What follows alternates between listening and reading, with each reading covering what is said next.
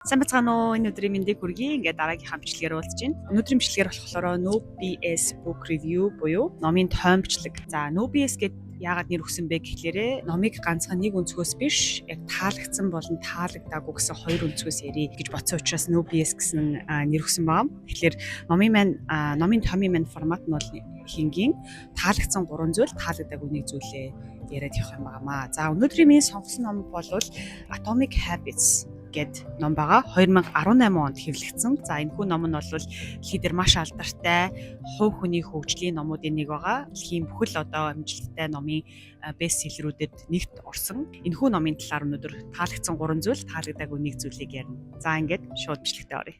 За энэхүү номын маань хамгийн хүчтэй санаа нь юу вэ гэхлээр амжилт бол том өсрэлт биш, харин жижиг алхмуудын нийлбэр юм гэсэн гол санааг өгдөг. Номын зохиолч маань юу гэж хэлдэг вэ гэхлээр өдөр бүр 1% сайжир гэсэн яг гол санааг өгдөг.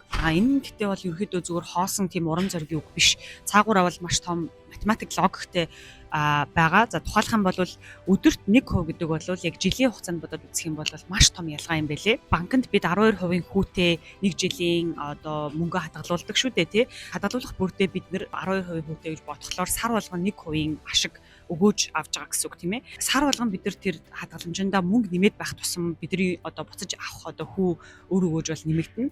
За тэр тусмаа хүүгийн хүү гэдэг зүйл тооцогдоод ирэх юм бол бидний жилийн эцэст авах өгөөж бол нэлээд боцноос илүү өндөр гарч ирэх магадaltaй тийм ээ. Хэрвээ өдөр бүр бид нар 1% сайжраад ах юм бол хүүгийн хүүг тооцохгүй байхад жилийн эцэст 360%-аар сайжирнаа гэсэн энэ санааг ерөнхийдөө Джеймс Клир гол нь энэ номоор өгöd байгаа. Энэ санааны надад таалагдсан гол шалтгаан нь юу вэ гэхлээрээ нэгдүгээрт дарамт байхгүй.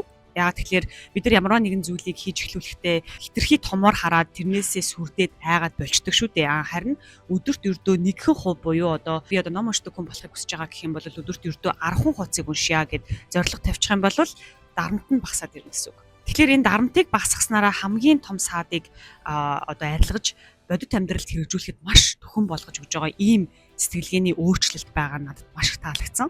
За тэгээд энийгээ болохоор яг амьдралдаа өөрөө хэрэгжүүлж амжилтанд хүрсэн хүн юм бэлээ. За түүхийг нь ярих юм бол номын зохиолч Джеймс Клир ахлах сургуульд байхдаа 16 настай байхдаа бейсбол тоглодог байсан байна. Бейсболын тоглогч байхдаа тоглолтын үеэр эсрэг багийн бейсболын цохиур гэдэг амар том цохиур гэдэг шүү, тий. Тэр цохиур яг нүүрэн дунд нь ирж цохигдсон гэж байгаа байхгүй. Тэгээд тэр асуудлаас болоод гавлынх нь ясан цоороод нүүр ам нь ерөөдөө ингээд маш том гэмтэл аваад эмнэлэгт хүрэгдэжсэн юм байлээ. За тэгээд сэрсэн үедээ бол ээжийнхаа нэрийг ч бараг хэлж чадхааргүй хэдэн он болж байгааг ч мэдэхгүй тийм нөхцөл байдалтай сэрсэн гэж байгаа. Тийм байдалтай эмнэлэгт сэрээд ерөөдөө бол том зорилго тавихгүйгээр өдөр болгон маш бага 1% зорилго тавьж буцаж хэвээ амьдралдаа орно гэсэн тийм зорилгыг Джеймс Клир тавьсан байгаа юм л да. Буцаад бүтэн бэлтгэлээ хийх биштэй. За өдөрт би ердөө 5 минутын бэлтгэл хийя, 5 минутын сонголт хийя гэсэн зорилго тавиад за би өнөөдөр сайн тоглохгүй зүгээр л дэвжэн дээр очичий. Зүгээр л тасгалаа хийх газар очичий гэдэг ч юм уу нэг тийм маш хүн сонсоход инээхээр тийм шоолохоор тийм бага хэмжээний өөртөө дарамт өгөхгүй тийм зорилго тавиад тэр нь өөрийнх нь хувьд бол яг 1% сайжилт байсан байгаа байхгүй өдөрт.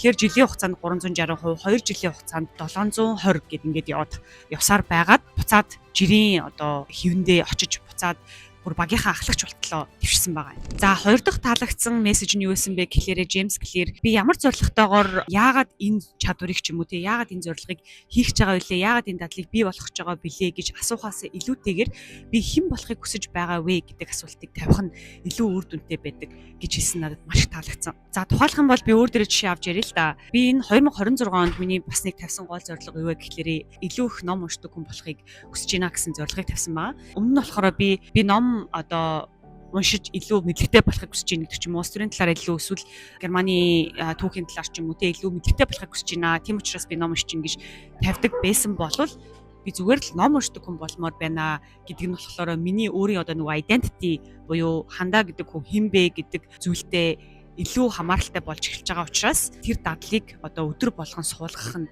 илүү төхөн болж ирдэг гэж үзсэн маа. Энэ дээр хэдүүлээ жишээ аваад үзье л да. Тухайлах юм бол би худлаа хэлэхгүй бай гэсэн зорилго тавилаа гэж бодъё. За би бол үнэн ч хүн юм аа.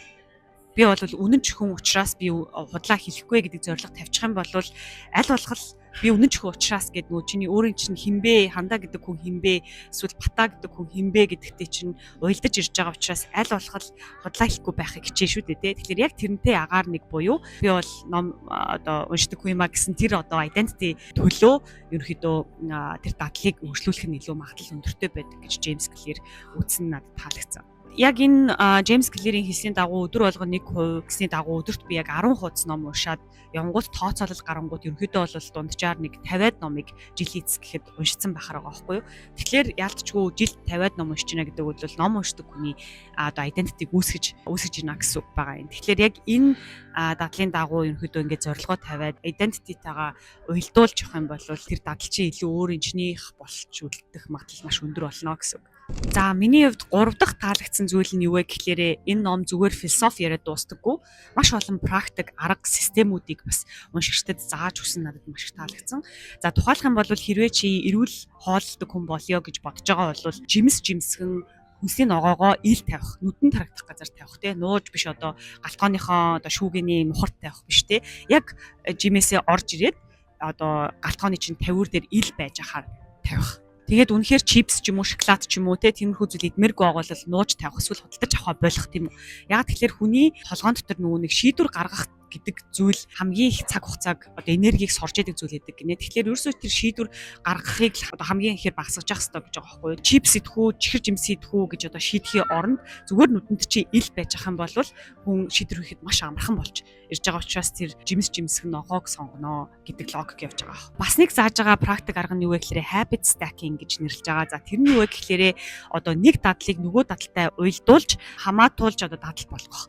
За тухайлах юм бол би Netflix нэлээд үздэг хүн байлаа гэж бодъё. Тэр бол аль хэдийн дадал болсон байх юм уу. Тэгэхээр тэр дадлыг өөр нэг одоо сайн дадалтай уялдуулна гэсэн үг. За тэгэхээр би Netflix үзэх болгондоо жимнийхаа өсвөр замд алхдаг хүн болёо гэж үзэх юм бол Netflix асаах болгондоо жим рүүгээ очиод нэг цаг treadmill дээр алхачих. Алхангаа энэ дуртай одоо шоуга дуртай сизний үзчихье гэсэн энэ хоёр дадлыг хооронд нь уялдуулснаар дараа Netflix бодох болгонд treadmill дээр алхах санаанд орно гэсэн үг. Treadmill дээр алхах болгонд нөгөө Netflix-ийнхаа нэг season үзье гэдэг ч юм уу те. Яг ийм хамаатуулсан дадлуудыг бий болгохыг habit stacking гэж нэрлэж байгаа. Тэр нь бас надад маш их таалагдсан. За тэгэхээр 3 таалагдсан зүйлээ нэгтгэхэд ярих юм бол хамгийн ихнийх нь өдөр болгон 1 хувиар сайжрах гэснээрээ өөртөө өгж байгаа дарамтаа бууруулахаас гадна нөгөө хүүгийн хүү өгөх ашигын замаар тийм ээ жилд 360-аас дээш хувийн одоо өсөлтийг өөртөө авчрах нь байна. Тэгэхээр өдөрт 1%. За хоёр дахь таалагдсан зүйл нь юу байсан бэ гэхээр өөрийнхөө identity буюу би хинбэ гэдэг хутгуунтайгаа уялдуулж холбосноор илүү их дадлаа одоо өөр юм болно гэсэн үг. Тухайлах юм бол би ном уншдаг хүн болмоор байна гэдэг ч юм уу те. За эсвэл би эрүүл хооллолдог хүн болмоор байна. Би бол эрүүл хүн юм аа гэд өөрийнхөө хинбэ гэдэгтэйгээ уялдуулж өгөх. Гурав дахь нь болохоор маш энгийн практик аргууд тухайлах юм бол хийхийг хүсэж байгаа зүйлээ аль болох шийдвэрийг одоо бага одоо шийдвэрт их цаг зарцуулахгүйгээр байлгах. Тухайлах юм бол жимсгнээ ил тавих тийм ээ. За мөн habit stacking буюу нэг дадлыг нөгөө дадалтай уялдуулж холбож дадлаа өөрийн болгох гэх мэтчлэн ийм практик аргууд нь бол маш их таалагдсан. За ингээд 3 таалагдсан зүйл нь бол ийм байлаа. Одоо юу таалагдаагүй талаар ярив. За таалагдаагүй нэг үнцг нь юу байсан бэ гэхээр энэ бол ерөөсөө цоо шин санаа бол биш. Хувь хүний хөгжлийн талаар ном уншдаг хүмүүс бол мэдж байгаа бох тийм ээ. Habits, systems, consistency гэдэг үгүүд бол бүгдээрээ л бидний сонсч байсан мэджээдэг тийм одоо үгнүүд байгаа. Тэгэхээр энэ бол нэг үнцгөөсөө бол огтоосоо шин санаа биш. Харин хуучин энэ одоо санааг илүү баяжуулж, илүү ойлгомжтой, цэцтэй тайлбарласнараа илүү даваа талтай болсон байгаа. Зарим нэг санаануудаа ярихдаа хэтэрхий олон жишээ ашиглаж нэлээд сунжирсан байдлаар тайлбарласан надад нэг их таалагдаагүй. Одоо нэг сан тайлбарлахдаа бараг л 4-5 жишээ ч юм уу тэрнээс ч илүү жишээг бас оруулсан байсан. Тэр нь жоохон сул тал юм шиг надад санагдсан хүндээ хүрэх тал дээр. За тэгэхээр Atomic Habits бол шин санаагаар таныг гайхшруулах ном бол огтоосоо биш юм байна. Харин бидний аль хэдийн мэддэг гэхдээ яаж хэрэгжүүлэх учраа болохгүй байгаа тэр одоо философиг илүү практик тал руу гаргаж ирж илүү сэтгэлгээний өөрчлөлтөөр тулгуурлаж дадал хэвшил болгох ийм ном байгаа. Дадлыг шинээр эхлүүлэхийг хүсэж байгаа. Эсвэл амьдралаа 1% өдөр бүр сайжруулахыг хүсэж байгаа бол энэ номыг уншаасай гэж зөвлөх байна. За ингээд дараагийнхаа No BS Book Review-гаар уулзъя.